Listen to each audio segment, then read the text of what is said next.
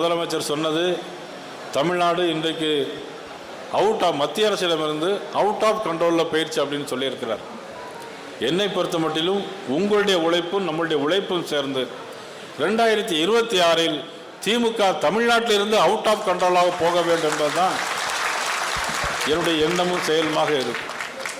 அதற்கு நாம் அயராது பாடுபட வேண்டும், உழைக்க வேண்டும்.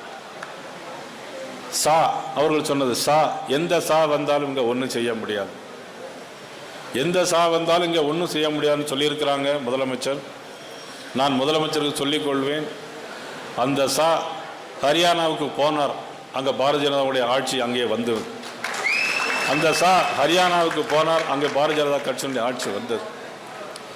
அந்த மகாராஷ்டிரா மாநிலத்துக்கு போனார், மகாராஷ்டிரா மாநிலத்தில் பாரதிய ஜனதா கட்சியினுடைய ஆட்சி வந்தது.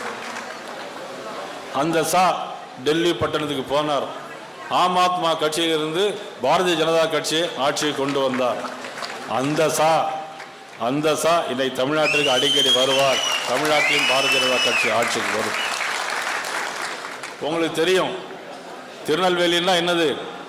அல்வா. வேற யாரும் நினைக்காதீங்க, திருநெல்வேலினா அல்வா, மணப்பாறை முறுக்கு, மணப்பாறை முறுக்கு, திருநெல்வேலி அல்வா, மணப்பாறை முறுக்கு, மைசூர் பாகு, திண்டுக்கல் பூட்டு.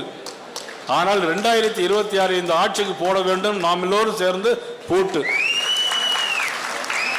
பிளே ஸ்டோர் மற்றும் ஆப் ஸ்டோரில் இருந்து பாலிமர் செயலியை QR கோடு மூலம் பதிவிறக்கம் செய்யுங்கள். செய்திகளை உடனுக்குடன் பெறுங்கள்.